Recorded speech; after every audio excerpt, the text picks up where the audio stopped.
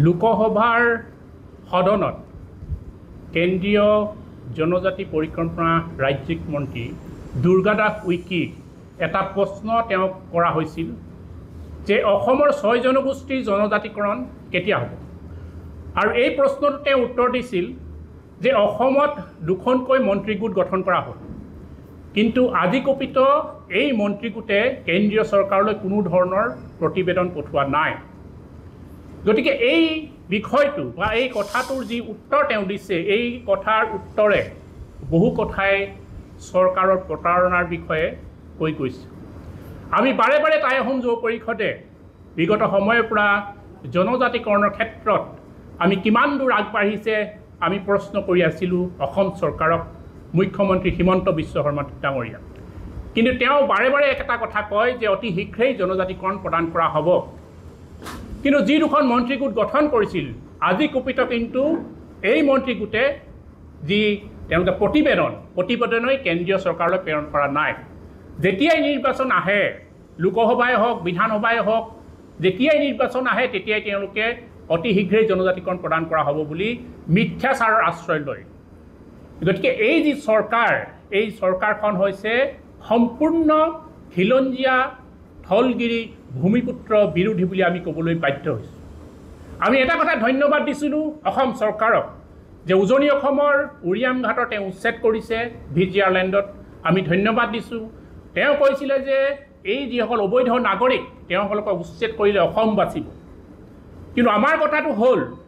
যে এনেধৰণৰ ভিজিআৰ লেণ্ডত যদি উচ্ছেদ কৰি অসম যদি বাচিবলৈ হয় তেতিয়াহ'লে সেইসকল লোকক বাংলাদেশলৈ প্ৰেৰণ কৰিছে নাই নে তেওঁলোকক গ্ৰেপ্তাৰ কৰিছে নাই এইটো এটা ডাঙৰ এটা প্ৰশ্নবোধক হৈ আছে আমি বাৰে বাৰে কৈ আহিছোঁ যে অসম যদি বচাবলৈ হয় তেতিয়াহ'লে আহোমকে ধৰি যি 6 জনগোষ্ঠীৰ জনজাতিকৰণ আমি দাবী তুলি আহিছোঁ এই জনজাতিকৰণ কৰা হ'ব তেতিয়াহে ভূমিৰ অধিকাৰ থাকিব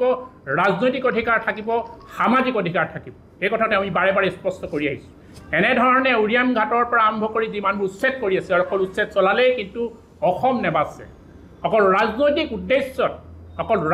উদ্দেশ্যত তেওঁলোকৰ কথাবোৰ কিমান দিন আৰু ক'ব এই কথাটো আমাৰ প্ৰশ্নৰ উত্তৰ আমাক লাগিব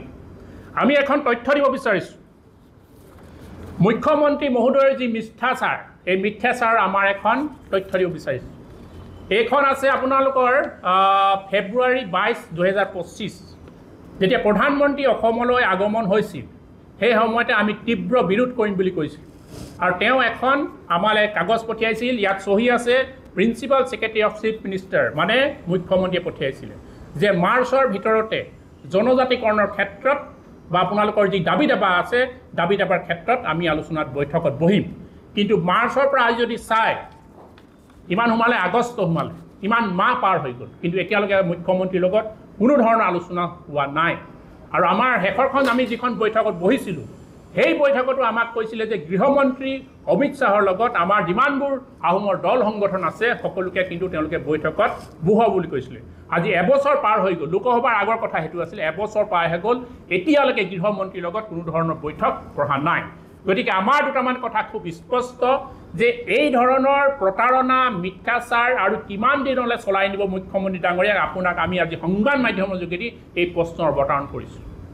আমাৰ কথা খুব স্পষ্ট জনজাতিকৰণ আমাৰ এটা সাংবিধানিক অধিকাৰ জনজাতিকৰণ পালেহে অসম বাচিব এই কথাটো খুব স্পষ্ট বাৰ্তা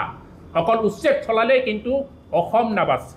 গতিকে মই পুনৰবাৰ কওঁ যে জনজাতিকৰণ প্ৰদান কৰক অন্যথা কিন্তু আপোনালোকে আগন্তুক 26 চনৰ লোকসভাৰ বা বিধানসভাৰ যি নিৰ্বাচন আছে এই নিৰ্বাচনত কিন্তু আপোনালোকে ৰাজনৈতিকভাৱে আপোনালোকক উৎখাত কৰিবলৈ কিন্তু আমি বাধ্য হ'ম এই কথা পুনৰবাৰ আমি সংবাদ মাধ্যমৰ যোগেদি আহ্বান জনাইছোঁ আৰু এটা কথা কৈ থৈ দিওঁ এই যি মিথ্যাচাৰ আপোনালোকে যি এইখন যি লেটাৰ দিছিল